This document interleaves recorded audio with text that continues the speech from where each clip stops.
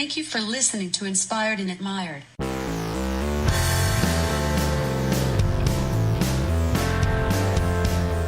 Good day, wherever you may be. This is Inspired and Admired, and I am Matt Truman. Welcome. This episode 22, will cap off the Huber Heights candidate series. In total, we heard from 7 candidates out of 9. On this podcast, I want to talk about my personal feelings on the experience of this series, my thoughts on city government, and the candidates I talked with. All I will say about those who either chose not to do the podcast or were too busy is that you missed a great opportunity to let folks know who you are and how you intend to govern. First, my goal for this series. I wanted to provide the residents of Huber Heights a different format in order to hear from all the candidates. Honestly, if I lived back home, I was going to invite all the candidates to an actual debate at a central location in the city. That would have taken some effort, but my goal, since around 2013 or so, is to be a help in keeping the public aware of and take part in the current events that take place with city government. I was going to maybe broadcast the debate on the Town Hall Facebook group. Maybe next election we'll get that going. So, if you are in Huber Heights, join Huber Heights Town Hall. The link will be in the description of this podcast. Having been a fan of podcasts and knowing the reach of them, I settled for the next best thing, a long-form discussion, one-on-one with your candidates. I felt that would be great to listen to. I hope you agree. I did not expect every candidate to do the podcast. I started to ask them, and some were not as thrilled as others to do it. In the end, we did get 7, and for those who listened, I think you have some excellent information to help cast a vote November the 7th. All right, my thoughts on local government. I'm of the belief that a small government is a better government. I often tell my friends in regard to local government that my priorities are infrastructure, meaning roads, sidewalks, water, sewers, bridges, and the like, police and fire, and a magnificent park system. This would not only include equipment and amenities, but also city-led events. If these are fully taken care of, then we look toward other issues. I also believe that transparency is of the utmost importance. Over the past few years, I think you will agree that we've seen a proliferation of transparency. This is, if we're honest, a work in progress, and there will be growing pains as this local government changes. Any steps backwards on the subject will be detrimental to the positive progress of Huber Heights. Since about around 2013, we have seen the meetings reduced, come forward into the council chambers, recorded and streamed live. The new OpenGov and the city checkbook is all that's available online. More residents have become more involved and active. And recently, a new website is online for easier access, which is it's pretty good. Also, emergency legislation has been reduced considerably. These examples are just a few in the steps forward with regard to transparency. I would like to say again, thank you to all the candidates for stepping forward and putting yourselves and families in the public's eye to serve Huber Heights. As mentioned previously, I had the pleasure to talk with 7 of the 9 candidates. Hopefully those of you listening had the opportunity to hear from all of them. If you did, then you have heard their ideas on a number of topics. We have heard them discuss their background, why they are running, what they feel needs work, what is going well in Huber, and even their take on social media. I believe the debate of ideas is what most residents want to hear. What residents do not want to hear is a debate turning into a personal attack. Oftentimes, some council members turn a good idea with a public debate into a pissing contest with each other. If you know me, then you know I like the idea of political debate and political philosophy.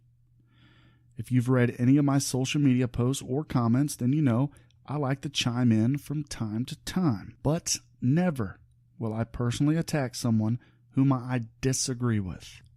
I think those that do are defeating their own argument of a specific political point being discussed. Moreover, it's just not kind. When we read a council member engaging in this behavior, it is so frustrating. I know. Not only that, but their professionalism is in question and their ability to do the job they are elected to do without bias. I agree. Debates will happen, and some may be passionately driven. I hope so. But at the end of any of these discussions, the parties in the discussion need to not hold a grudge and move forward. The progress of Huber Heights depends on a high level of professionalism on many sides. Okay, I'm going to also take a minute on allies or friendships and endorsements. For me, these are obstacles that do not help the city's residents. They only serve candidates and have zero benefit for the citizens. This is, in my opinion, what is perpetuating a sense of divide in the city of Huber Heights. I understand that living together and working together, friendships develop. Some even may want to campaign for each other. However, when that bleeds into division, that is a step too far. And that's all I have to say about that. Lastly, all the candidates were asked about the city manager residency requirement. They all gave interesting answers and provided excellent points. The fact remains that this is still in limbo, and either the current council work with the current city manager and come to a legal compromise, or they adhere to the May vote and stand with the charter. I am afraid, though, this issue will continue on and will be left to the next city council. So, your vote this November may have a great impact on this issue. With that, the recent discussion on the dais has been marred with personality conflict. So, I took the time to compile the discussion we had on the Charter Review Commission. You will hear the type of open debate that I hope returns to the dais. There's a lot of information in the next 45 minutes, so if you are interested in this subject, please take the time to listen. In closing, I wish all the candidates well. I appreciate your heart and ability to serve Huber Heights, and whoever is elected, remember, seriously, remember, Huber Heights is counting on you. Now, here's the Charter Review from July 13th, 20th, and 27th in discussing the city manager residency requirement.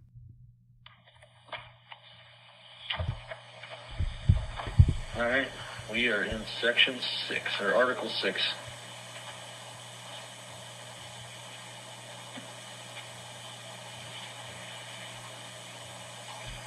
City Manager.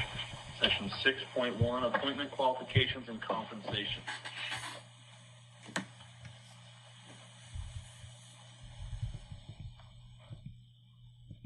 Tony, just a quick question on this one here. Where it does say by affirmative vote of no fewer than 5 members, at that point, do we need to clarify of council then holding office as it is previously done in the charter?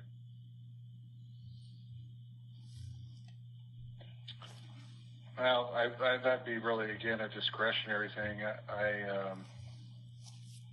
It maybe is.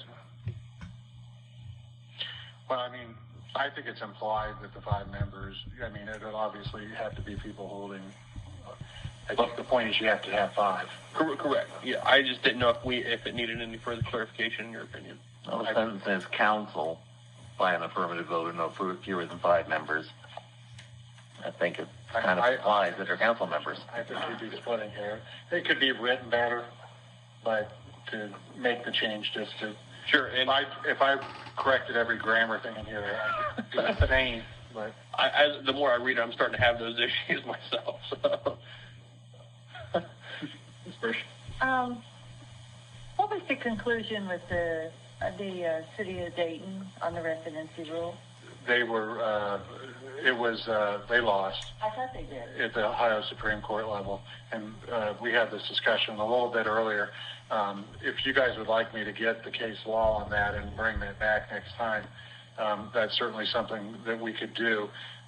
My understanding from the city attorney at this time and just my own reading on the issue is that you're not allowed to require residency of employees any longer as a result of that case law decision by the Ohio Supreme Court. But there is an exception to that they've identified that the chief executive officers of public entities can still be required to maintain residency if it's included as a part of their employment agreement. So the city manager, if it was in the employment agreement that's negotiated, could still be required to maintain residency if that was the wish of council. And that was something. It's not. It's not? It's not. Well, this says unless otherwise temporarily authorized by council, but how long is temporary? I mean, I'm not, by no means am I saying Rob needs to move. No. But this says, a temporary city manager. Isn't that what that is? No, it's like if someone gets appointed the city manager, that they have time to get their affairs in order to make the move. For instance, when Jim Borland was the city manager, he had said he was only going to serve for 1 year after the interim when he became the full city manager, and that would have superseded the 6 months. Council agreed by a decision as part of that agreement to allow him not to move, knowing that he wasn't going to continue in his position past a year. Before him, Eileen did live in the city. Eileen moved in the city.